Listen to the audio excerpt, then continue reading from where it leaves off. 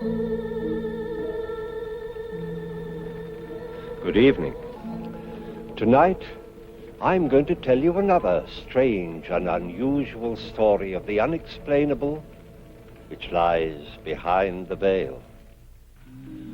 Tonight's story is again based on one of those true but utterly unexplainable happenings which occur time and again from country to country and from age to age. George Bosworth was a modern man of his time in every sense of the word, and had his story occurred to another, he very probably would have been the last man in the world to believe a word of it.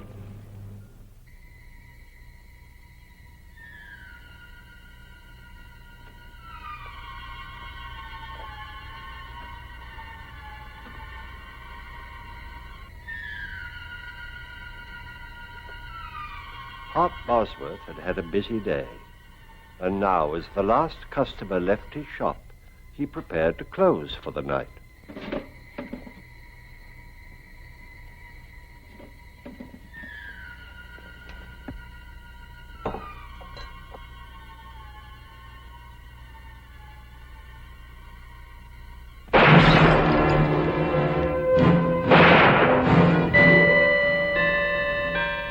At this same moment, 150 miles at sea, George Bosworth prepared to retire, completely unaware of the incredible events which were about to occur.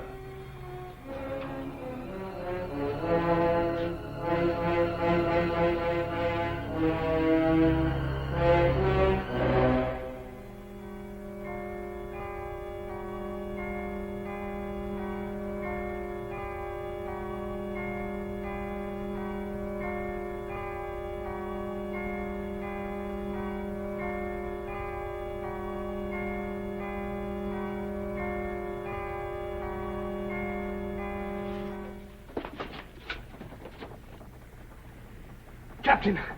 Captain! What is it, Mr. Bosworth? Captain, I've got to get back to England immediately. I'm afraid that's quite impossible, sir. Oh, please. I'm afraid something's happened. Are you ill, Mr. Bosworth? No. Well, yes, maybe. I don't know. I can't explain, Captain, but I must return at once. Mr. Bosworth, we're 150 miles from Dover, and I have a schedule to maintain. If I were to turn round and go back without good and sufficient reason, I would in all probability lose my position. But this is an emergency. There are rules and regulations covering all emergencies at sea. Perhaps if you could tell me why... Well, I think my brother is... I can't tell you, Captain. It's terribly important. I'm sorry, Mr. Bosworth, but I can let you off at Ostend. There you can make connections with another ship and be back in England by tomorrow morning. What time will we dock? We should be there within the hour. I pray God, Captain, we're not too late. Bullet wound through the arc, fired at close range. Man's been shot. He's dead right enough. From the looks of things, nothing has been taken except money. Cash drawers empty. Which leads me to deduce that the motive for the crime was robbery. Got that, Orton? Yes, sir. I checked the Bosworth house. George isn't there. The place is shut up tight. That's odd. Him and Art usually close the shop together. Are you sure you heard the shots at 9:45? Right you are, Chester. 9:45 exactly. Just a minute, Bertha. A little less familiarity, if you please. This here is official police business, and I'm here in my official capacity. Until I've solved this crime, I'll trouble you to remember that I'm a sergeant in Her Majesty's Constabulary. Oh, I am sorry. From now on, I'll remember, Chester. Sergeant. You may proceed, Mrs. Clink. Well, I just put the kettle on. I always makes us a pot of tea in the evenings, just before retiring, as you might say. You know how Alfie likes to get to bed early. Yes. Get on with it. Well, I'd no sooner touched the kettle to the stove when I heard the shots. So I said to Alfie, that sounds like shots. And Alfie said no. So I said to Alfie, them was shots. And Alfie said... Never mind what Alfie said. What did you do? Well, the only light that was on was in Aunt Bosworth's shop. So I run down here to see if he'd heard them too. Imagine me horror and surprise to find poor Mr. Bosworth lying there in a pool of blood. Aha! And whose blood would you say it was? How long would you estimate this was after you first heard the shots, Mrs. Clink? Couldn't have been more than 5 or 10 minutes. Thank you very much, Mrs. Clink. That'll be all. But I haven't finished. If you've anything more to say, you can make a statement at the police station. But I know who done the murder. Mrs. Clink, you saw the murderer? Yes, I did. I see. Now, Just a minute, Constable. I'll handle this. Now then, Bertha, why didn't you give us this valuable information before this? I was about to, until I was so rudely interrupted. Are you insinuating that I was rude? Sergeant, may I suggest? The murderer? Huh? The murderer? Oh, yes. All right, Mrs. Clink. The name, if you please. His name is Albert Ketch. How do you know that, Mrs. Clink? I saw him. Just as I got outside, I saw him run from this very shop, as though the old devil himself was after him. Are you sure?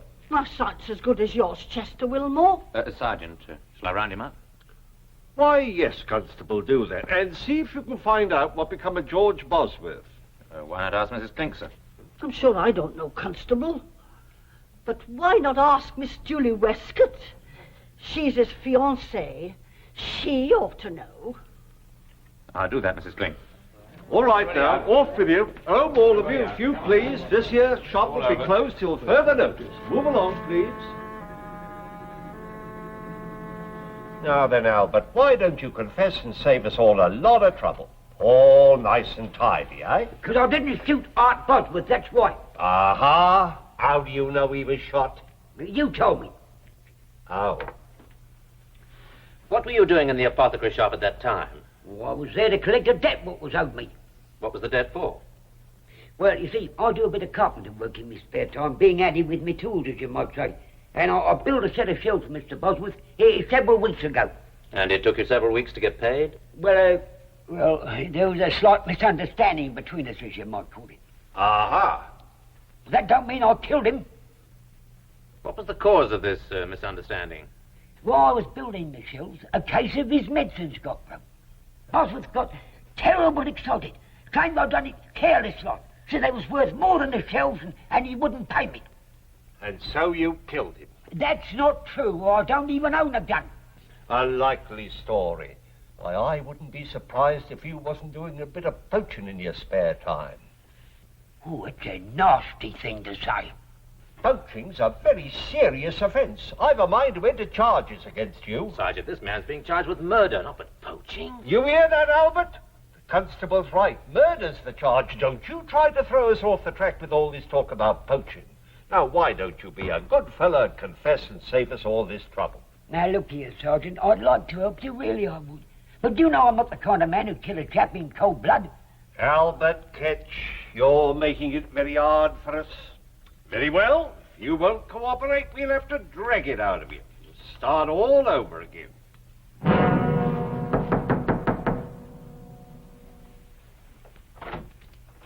George, darling. What's happened? Come inside. Something's happened to Hart, hasn't it? Sit down. No, tell me. Yes, George, Hart is... Hart's dead.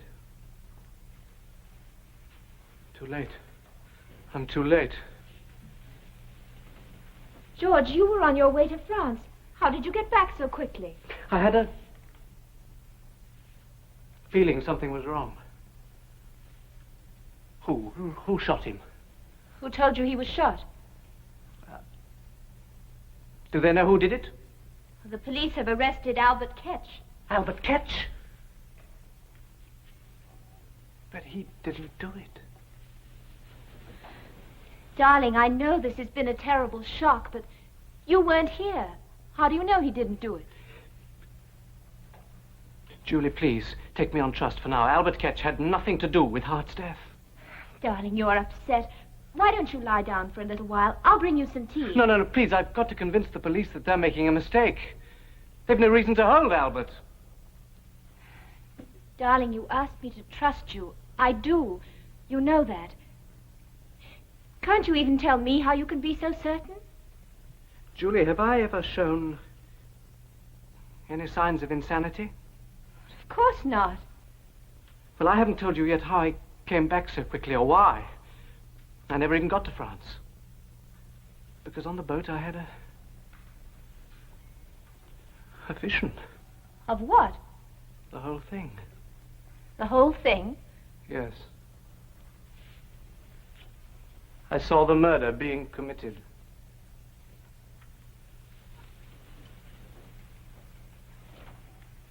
George, tell me exactly what you thought you saw. Well, I was washing, getting ready for bed, and when I looked into the basin, I saw the apothecary shop. It was exactly as if I was right there, everything as clear as it is now. You must have been dreaming. No, I saw Hart by the shelves. And then I saw the murderer come in and shoot him. You saw the murderer? Who was it? I don't know. But it wasn't Albert Ketch, I'm sure of that. George, you can't tell anybody this. But I must. Ketch is innocent. Julie, you believe me, don't you? What difference does it make whether A great deal of difference to me. George, I believe you because I love you. But if you tell this story to the police... No, that's a chance I must take. That's a chance you must not take. But they'll hang Ketch. Listen to me, George. There's nothing you can do. If Ketch is innocent, he has nothing to fear. But you... If you tell this fantastic tale to the police, you'll be ruined. Julie, a man's life is in danger. How can I think of myself? Well, then think of me. You know they won't believe you. At best, they'll call you insane. And how will I feel? Hearing people talk behind your back, pretending I don't hear them, whispering? Julie, Break this is not... Hart. You know how he worked to build up the shop? Will you let all his work go for nothing? Well, that's what'll happen. Do you think people will do business with a man who sees things? I'm sorry, Julie. Whatever anybody thinks, I've got to try.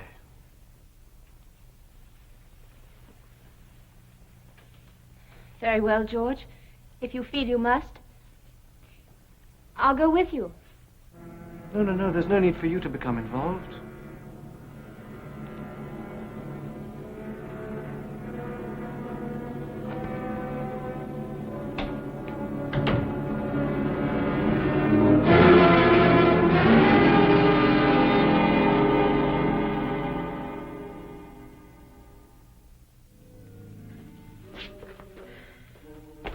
Nothing back there, sir. Oh. Well, in that case, we'll have to continue our search in here. Ah, Mr. Bosworth, sir. Allow me to offer my condolences in this horrible tragedy. Thank you, Sergeant. They told me at the police station I'd find you here. May I ask what you're looking for? Clothes, Mr. Bosworth, clothes. And have you found any? Almost. But don't you worry, sir. We have the fiend what done this foul deed. If you mean Albert Ketch, Sergeant, he didn't do it. Why do you say that, sir?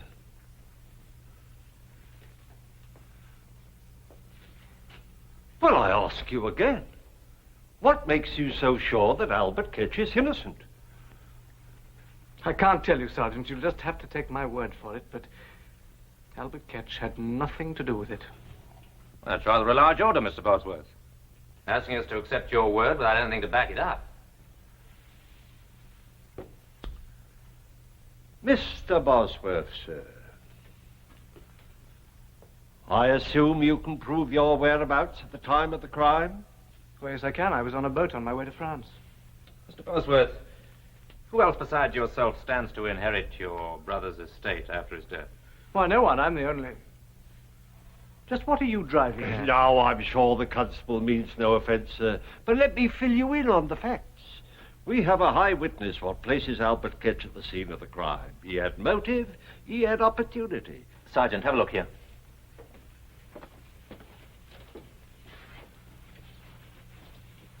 Looks like an O. It's a bullet hole, I think. Have I your permission to... Help yourself, Constable. It's not a small caliber. As you say, very small. I'm sure it comes from a derringer. A derringer? Well, wouldn't that prove that Albert Ketch had nothing to do with it? Why do you say that?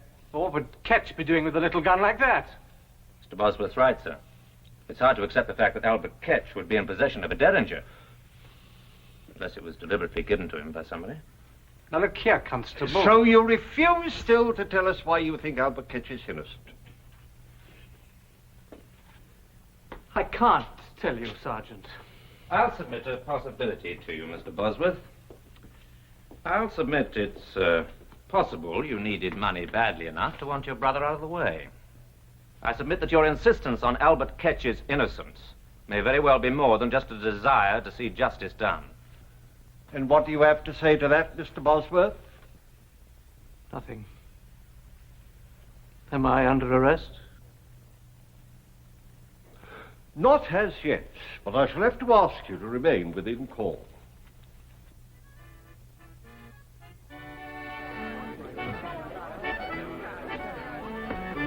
Evening, Mr. Bosworth. Oh, good evening, Mrs. Clink. Alfie and me wishes to convey our sympathy for your bereavement. Thank you. Shall we sit down for a minute? Oh, yes, Doc. Thank you. He was a fine man, your brother. A fine man. Always willing to extend credit until Pi died, and never too proud to step in and have a lift with us. And his scales was honest, too. Yes, it was a terrible shock to me, Mrs. Clink. I can well imagine, but never you fear. Albert Ketch shall get what he deserves. Why is everyone so certain that Ketch is guilty? Lord bless you. Who else could it be? I saw him myself. You saw him? Of course I did. Has nobody told you? That Chester Wilmore. I am the most important witness. Are there any other witnesses? Not a one, and no more are needed, I can tell you that. Of course, Miss Westcott might have seen the whole thing. Had she been there 5 minutes earlier. Julie? What's she got to do with it? Of course, she might have been killed if she had. Yeah, but tell me, how does Julie fit into all this? Well, I'd just stepped out of my house for a breath of air before putting the tea on for Alfie and me, when I sees Miss Westcott going into the apothecary's shop. And it was hardly 5 minutes later when I heard 2 shots. I runs outside, and there goes Albert Ketch tearing down the street. Naturally, I got the police, and it was hardly no time at all before they had him clapped in the pokey. Julie never said anything about it. Oh, I dare say she didn't want to worry you. So it's the first time I've ever known her to worry about anyone. What do you mean by that? I'm not the one to talk about a body when they're not present to defend theirself. But everyone knows as how Miss Julie Westcott considers herself much better than us common folk. What are you saying, Mrs. Clink? It's truth. Ask any of the girls, they'll tell you. Her and her fine talk about position and money and station in life. But she wasn't fooling your brother none. No, sir. She wasn't pulling the wool over his eyes. Oh, you poor boy, I've upset you with me wagging tongue. Alfie always says I talk too much. But don't pay any attention to me. You better get home and get some rest. And I'll be saying good night.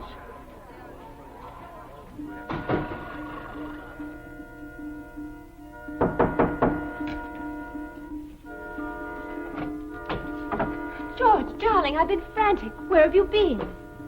I've been walking.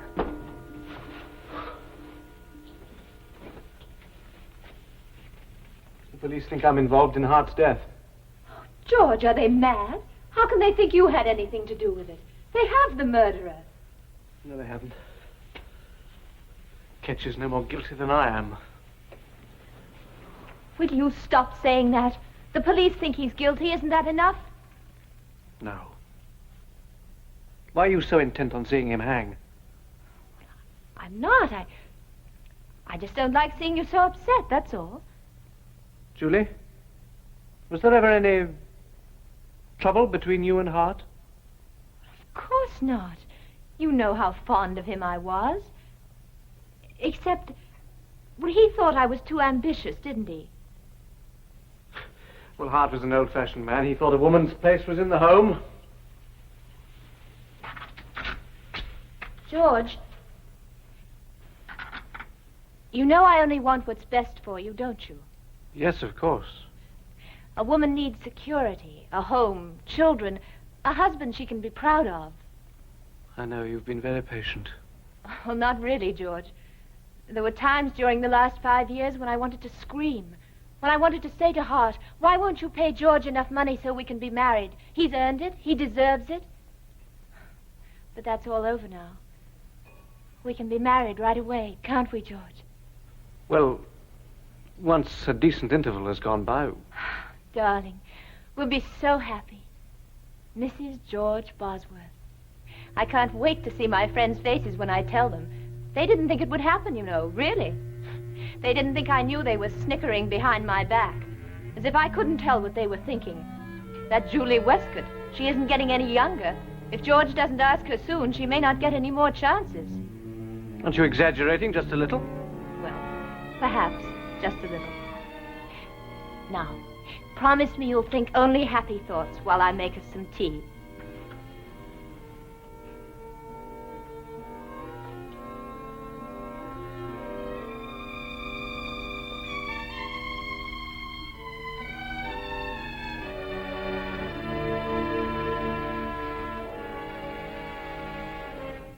Julie?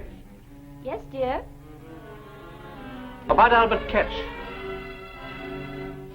I've been thinking perhaps you're right. There really is nothing more I can do.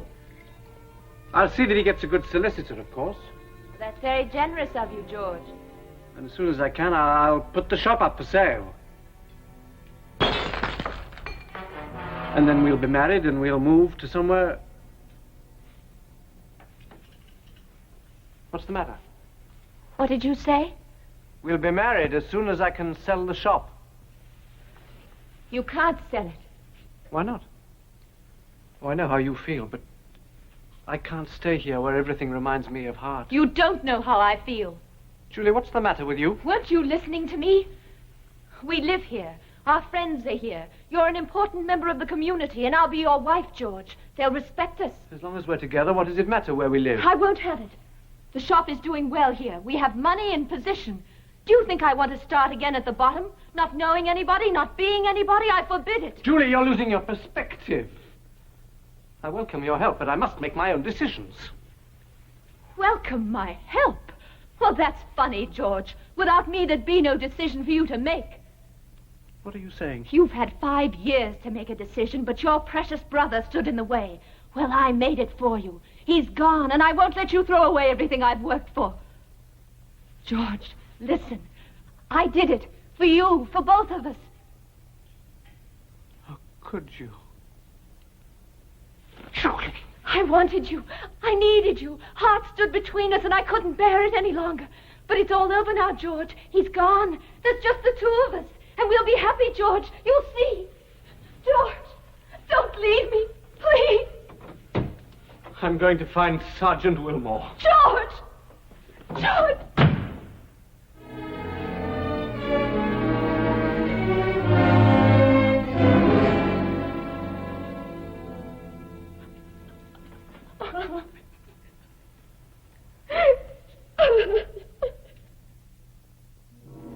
And so George, shocked and stunned as few men have had the misfortune to be, did his duty as he saw it. Bereft of brother, fiancé, he still had a life before him. Time would heal these scars, but But would it ever bring to him an understanding of how he could have seen his brother's death? I don't know. Do you? Please join me again for another journey into the world of the unexplainable which lies behind the veil. Good night.